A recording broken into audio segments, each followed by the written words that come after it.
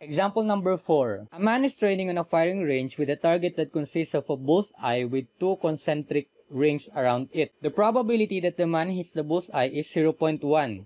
The probability that he hits the inner ring is 0.25. And the probability that he hits the outer ring is 0.45. What is the probability that the man hits the target? Pangalawang question, what is the probability that he misses the target? For a clearer visualization, ito yung ating tina-target and meron daw dalawang concentric rings. 1 and 2. Ito yung pangalawa. Ang probability na tatamaan nito is 10% only, 0.1. Ang probability na tatamaan nitong part na to is 0.25 and ang probability na tatamaan nitong outer is 0.45. Meron agad tayong assigned probabilities. Kaya baka malito tayo pag pinag-add natin 0.25, 0.1, and 0.45, hindi exact 1 ang kakalabasan natin kasi assigned probability na siya. Yung pagtama sa bullseye, pagtama sa inner ring, at pagtama sa outer ring are mutually exclusive events. Since impossible na more than one of these events ang mag-occur. Therefore, ang gagamitin natin is yung axiom 3. For the question number 1, what is the probability that the man hits the target? Mag-assign tayo ng event A and B para mas madali sa pagsusulat ng solution. Let A be the event that the man hits the target. So the probability of event A is equal to, pag-aadin lang natin. Kasi yung buong target, eto na siya. Nandyan lahat ng probability. That's why we will use the axiom number 3. The probability of bullseye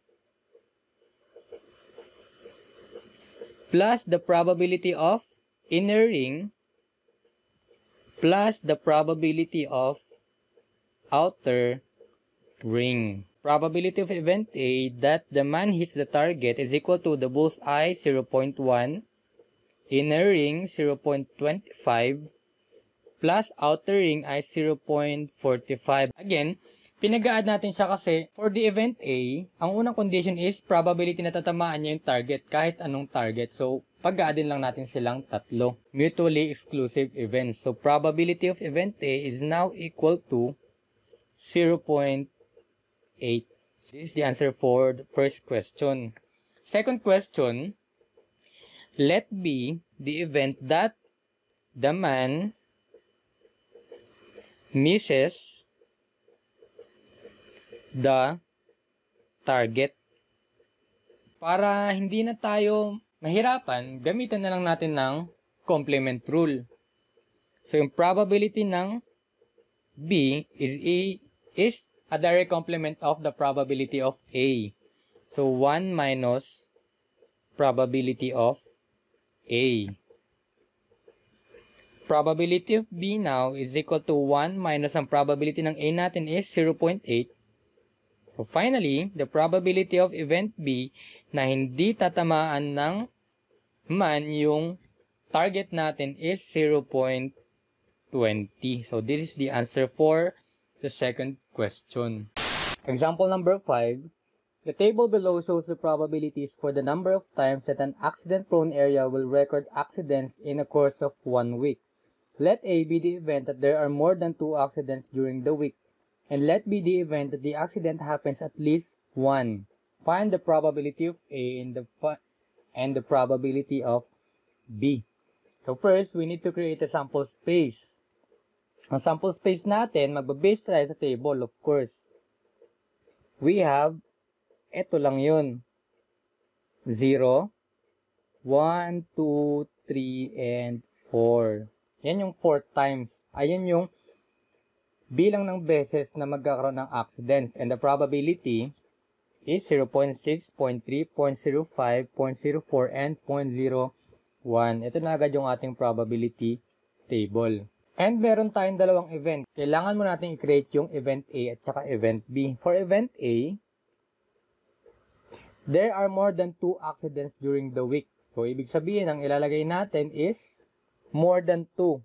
Ito yun, 3 and 4. Hindi sinabing at least 2 accidents kasi kapag at least 2, kasama yung 2. 2, 3, 4.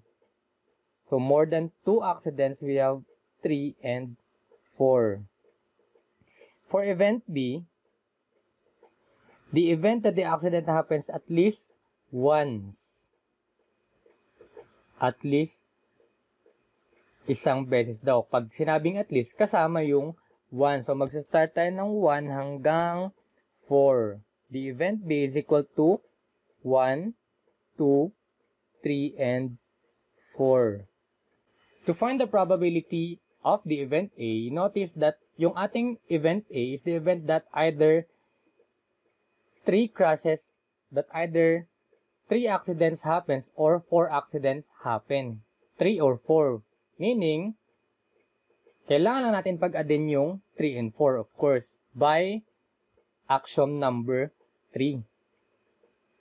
So, probability of A is equal to the probability of 3 na 0.04 plus the probability of 4 na 0.01. Therefore, the probability of the event A that there are more than 2 accidents during the week is 0.05. For the probability of B, pwede nating i-compute yung probability ng event B in 2 ways. First solution, we will use the complement rule. Ano ba yung complement ng event B natin? Ang complement ng event B natin ay yung wala dito. Wala lang dito is yung 0 number of accidents. So, we have 0. Ano ba yung probability ng 0? We have 0.6 na probability. So, by complement rule, the probability of B is equal to 1 minus the probability of the complement of event B. So, probability of B is equal to 1 minus the probability of 0. We have 0.6. Therefore, the probability of the event B natin is equal to 0.4. For the second solution, note that yung B natin is the event that 1 accident happens or 2 accidents happens or 3 accidents happens or 4 happens. These events are mutually exclusive. So, gagamitan natin siya ng axiom number 3, same with the probability of event A. Probability of B is equal to the probability of 1 plus the probability of 2 plus the probability of 3 plus the probability of 4. Probability of B now is equal to probability of 1, we have 0.3. Probability of 2 is 0.05 plus 0.04 plus 0.01, and the probability of event B now is equal to 0.4 pa din. So this is the same from the first computation or from the first calculation ng probability of the event B, and this is example number 5. For the last example, example number 6, in a survey of 1,000 students, they were asked their opinion about the difficulty of engineering. The students were classified according to whether they are regular or irregular and whether they thought the engineering is difficult, average, or easy. The proportions responding in each category are shown in the table. Suppose one student is chosen at random from this group. Letter A, what is the probability that the student is regular?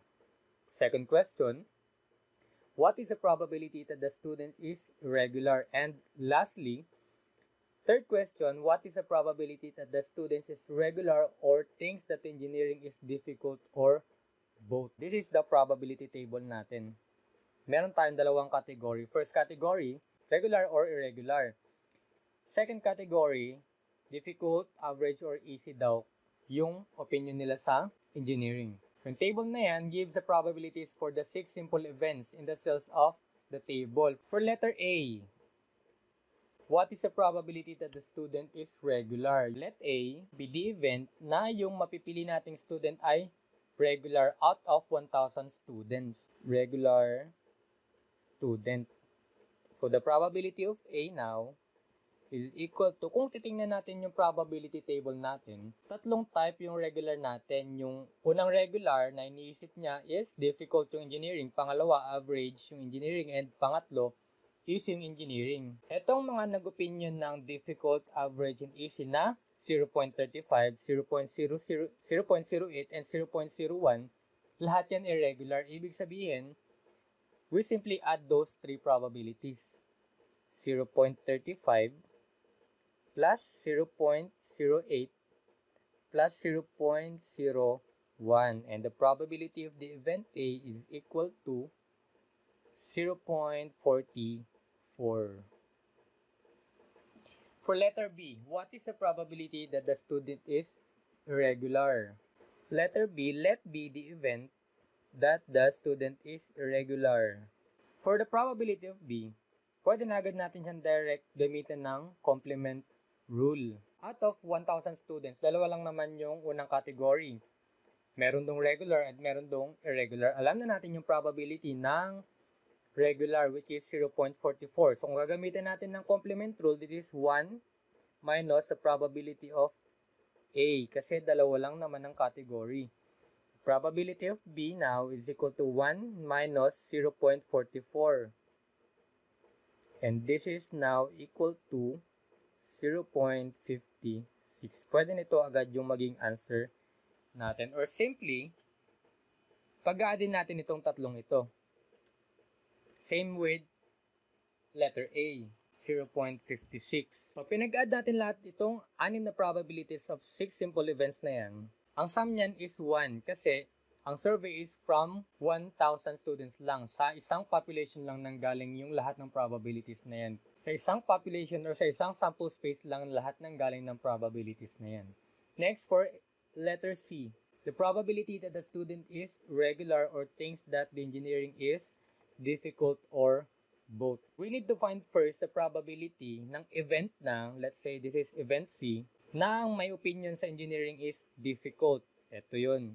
Difficult. And meron tayong dalawa. From regular student and irregular students na opinions. So this difficult, probability of C is equal to 0.35 plus 0.25. This is probability of C is equal to 0.6. Ang answer na kailangan natin is union. The probability of A union C. Regular or thinks that engineering is difficult or both. Gagamitan natin yan ng addition rule. This is equal to the probability of A plus the probability of C minus the probability of A intersection C. This is equal to the probability of A na 0.44 plus the probability of C na 0.6 minus, paano ba na natin malalaman yung probability of the A intersection C, yung ilalagay natin dito sa part na to. Now, let's go back to the table. Lahat ng probabilities for regular students ay ito.